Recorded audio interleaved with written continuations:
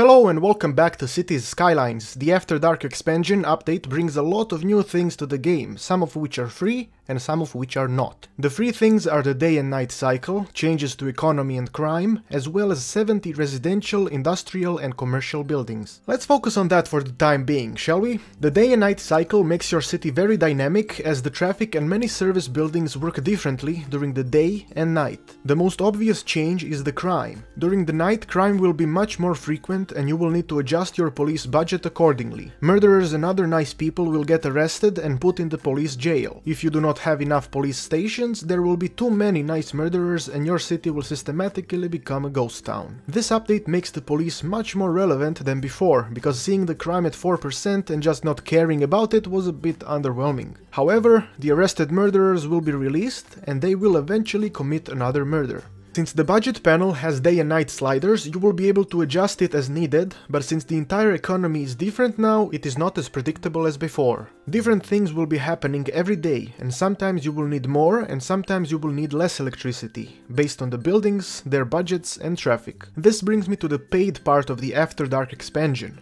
It contains the following things: prison, airport, bus station, taxis, bikes and bike paths, roads with bus and bike lanes, cargo hub, leisure and tourism specializations, city policies, as well as more parks, props, vehicles and citizens. This expansion is designed to help you not only manage, but enjoy your city better than before because of all the free changes. Sneaky devs right there. You were probably shocked by the fact that the murderers will continue murdering people despite having police jails. Well, the prison serves as a rehab center for them. Once a murderer gets transferred to a prison, his rehab begins and at some point he becomes a normal, working citizen. The prison costs 120,000 cash money, holds 500 murderers and has anywhere from 1 to 7 vans for transport. You will not need it for quite a while, and once you do decide to get it, make sure to put it far away from the residences and shops, because it is a fucking prison, man. Next up we have the international airport. This baby costs 250,000 cash money, it is much bigger than the old airport and it has a metro station integrated in it, which is very cool if you ask me. Being able to connect the airport with the metro so fluidly will make your public transport management much easier. Speaking of public transport, next we have a bus station. So far you had a bus depot and stops. The depot would fart out the buses and those buses would endlessly loop around the stops. That was fairly unrealistic and your citizens used to pile up like dog shit on certain bus stops. The bus station serves as a starting and ending point of each bus route, and citizens can gather there and choose their buses accordingly. When you click on individual buses, you can give them instructions to work only during the day, night or both. This gives you a lot of control over how your buses behave, and if you have a bus line in a relatively inactive area during the day, that area will definitely be dead during the night, so there will be no reason to spend additional money having that bus driving around carrying 0 passengers.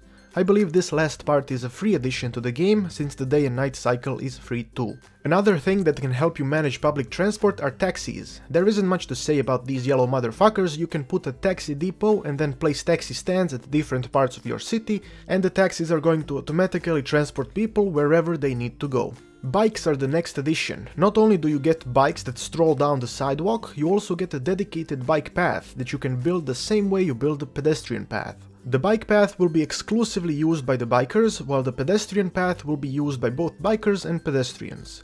You can regulate this with city policies, but hold on, we'll get to that later. Next we got cool new road types. One has a lane dedicated to buses and taxis. It is pretty straightforward, those lanes will be prioritized by buses and taxis, but normal cars will use them too, when necessary.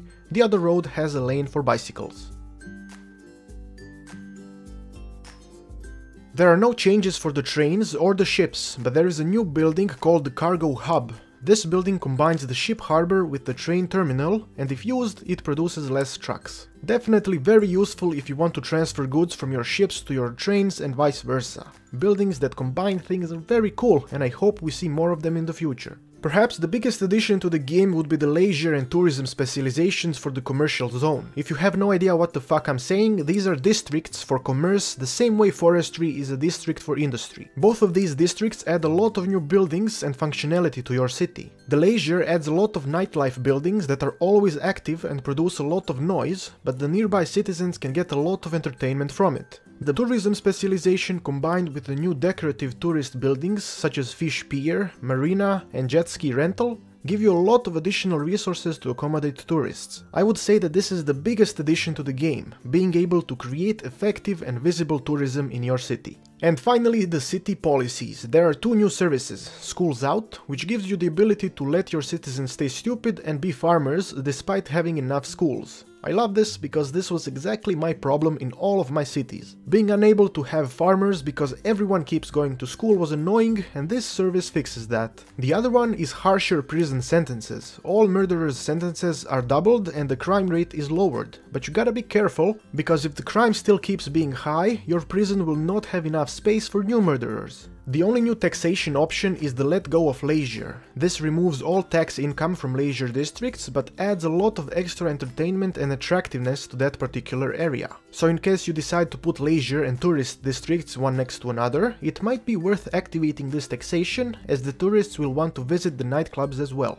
City planning has 4 new options. You can encourage biking in your city, which will persuade your citizens to use bikes over cars. You can also ban biking on sidewalks, then anyone who decides to use a bike will be forced to use them only on bike paths and bike lanes. The next one is NIMBY! NIMBY completely shuts off the leisure during the night. I don't exactly know what is the point of this, other than to temporarily stop the noise so your city can recover. But hey, it is called city planning, so whatever your plans are, NIMBY might be useful. The last one is called Old Town. It is a traffic regulation option which bans all traffic that is not related to the citizens of that particular area. This option is ideal if you wish to create a completely isolated neighborhood so your murderers can be free to do what they want. All in all, this expansion adds enough content for me to be satisfied, especially since I do plan to recreate the murder park, and I feel like these new options will give me much more control than before. I have been Petard, your glorious lord.